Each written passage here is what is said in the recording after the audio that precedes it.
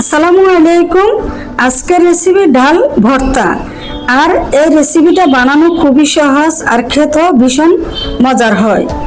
নতুন বা পুরাতন রাঁধুনিরা যে কেউ এই রেসিপিটা একবার দেখবেন তাহলে সবাই বানিয়ে খেতে পারবেন।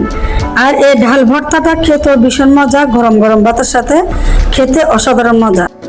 আপনি এই ভর্তা দিয়ে কয়েক প্লেট ভাত নিমিষে খেয়ে নিতে পারবেন।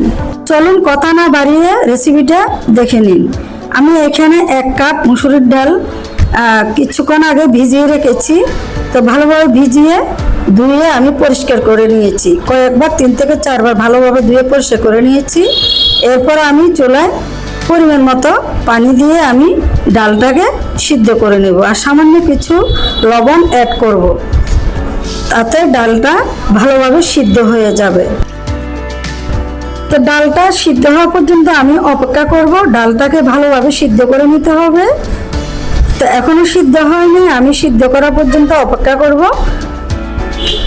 ভালো মতো সিদ্ধ করে নিতে হবে। আর ডালে কোনো প্রকারের পানি রাখা যাবে না, একদম ডালটাকে পানি শুকিয়ে নিতে হবে।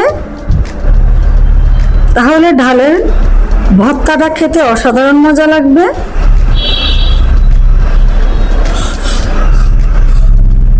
ডালটা আমার সিদ্ধ হয়ে গেছে। আর এখন আমি প্যানে 5টি শুকনো মরিচ ভেজে নিচ্ছি। আর এই শুকনো মরিচটা একেবারে খুবই ঝালটা আপনাদের স্বাদ অনুযায়ী দিতে পারেন। তো এখানে আমি ডালটা নিয়েছি, আর হচ্ছে ধনিয়া পাতা, পেঁয়াজ কুচি, আর হচ্ছে শুকনো মরিচ তেলে রাখা।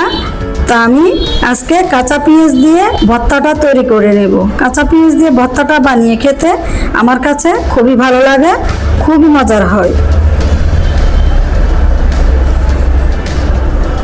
তো ডালটা আমি ঠান্ডা করে নিয়েছি। এখন আমি কিছু লবণ দিয়ে শুকনো মরিচটাকে ভালোভাবে আমি কষলিয়ে নেব।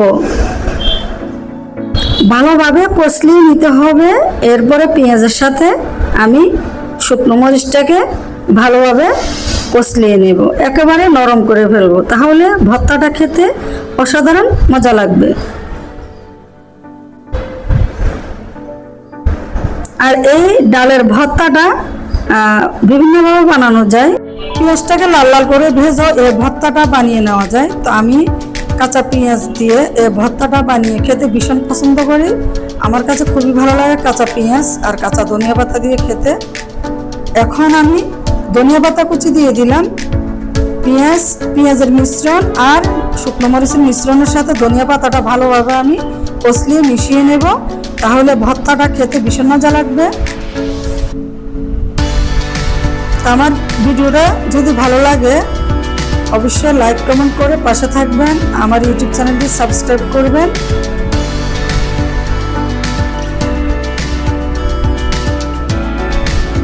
তো সবগুলো মিশ্রণ আমার কষলিয়ে নেওয়া হয়ে গেছে। এখন আমি ডালের সাথে ভালোভাবে মিশিয়ে নেব।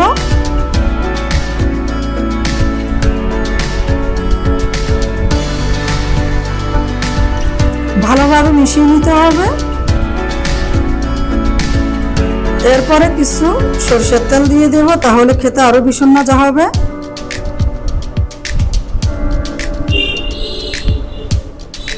অফ ক্যামেরাতে আমি সরষের তেলটা দিয়েছি, সেটা ভিডিও ধারণ করিনি। তো হয়ে গেল আমার মজার ভর্তা।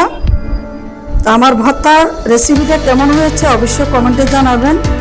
এমন নতুন নতুন রেসিপি পেতে হলে আমার ইউটিউব চ্যানেলটি সাবস্ক্রাইব করে রাখবেন। তাহলে আপনাদের কাছে আমি কোনো নতুন ভিডিও আপলোড করার সাথে সাথে নোটিফিকেশন চলে যাবে। এই যে কেমন হয়েছে আমার ভর্তাটা অবশ্যই কমেন্টে জানাবেন। এখন আমি গরম গরম ভাতের সাথে পরিবেশন করব। একটা শুকনো মরিচ আর ঝাল ঝাল ডাল ভর্তা আর সাথে লাল শাক ভাজি খেতে ভীষণ ভালো লাগে গরম গরম ভাতের সাথে। তো সবাই ভালো থাকবেন। আজকের মতো বিদায় নিচ্ছি। ধন্যবাদ সবাইকে। আল্লাহ হাফেজ।